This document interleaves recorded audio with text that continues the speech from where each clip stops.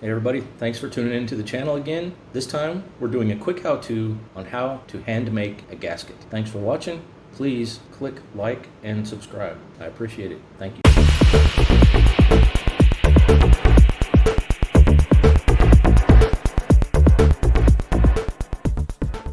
To put this alternator cover on the bike, we need a gasket. I could order one from eBay or from Amazon. I think this one is about $6 or $7 on eBay. But what I'm going to do is take this opportunity to show you how I would make one.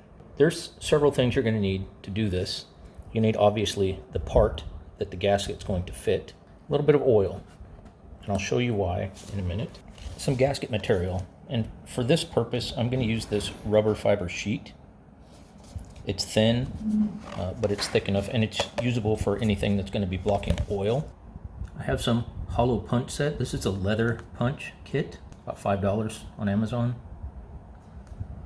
And I have an X-Acto knife. So I'm going to get you set up, show you how to do this. I have rolled this sheet out just enough so that I'll have an area in here where I can place this down. And I've kind of rolled it backwards so it'll lay a little bit flatter. So let's get into how this is going to work. I'm going to take this oil and just using my finger, I'm going to put it, fairly thickly on this flat surface. Now there's a decent amount of oil on there, and all we're going to do is we're going to set this straight down and hold it down on here. And what's going to happen when I lift this up is I'm going to have at least most of an outline of exactly where this gasket needs to be cut for this part. I'm going to pull this up, straight up. And as you can see, I have most of the outline. Now it's missing a little bit up here, but we can guess, kind of. If we cut it a little bit wide, we can put it back on the part and trim the rest off. So I'm going to go clean the oil off my hand, and I'll show you how to cut this out. I've gotten out the punch set, and I've found there are two different size holes in this. One is larger for the dowel pin, and it's actually here where I can't tell exactly where to cut it yet. So I'm going to set that aside for now. The rest of the holes are smaller, and you can kind of verify what size punch to use just by looking at the tip of it, kind of measuring it up against the hole. For my purposes, this 1/4 inch punch, it says 1/4 inch on it, and I'm just going to first punch out these holes for the bolts. This one right here, we don't need to punch out. This whole inside section is going to be cut out. See, I've got this on a piece of drywall. That's so I can push this and turn it and cut through the material and not into my floor. So I've got one hole punched. So you get the idea. I'm gonna do this off camera and I'll be back.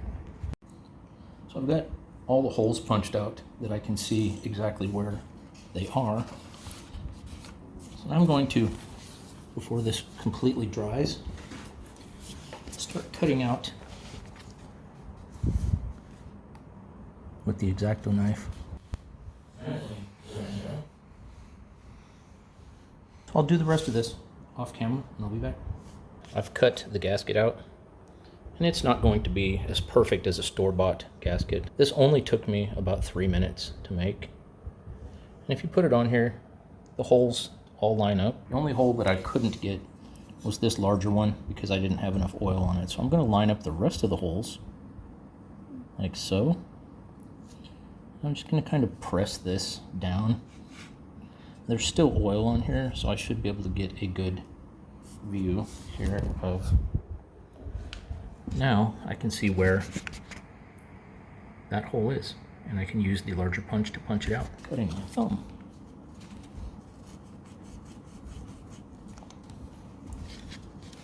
And there you go. As you can see, the part has come out, and there is the hole, and now it will line up correctly. So there we have the handmade gasket. It'll work.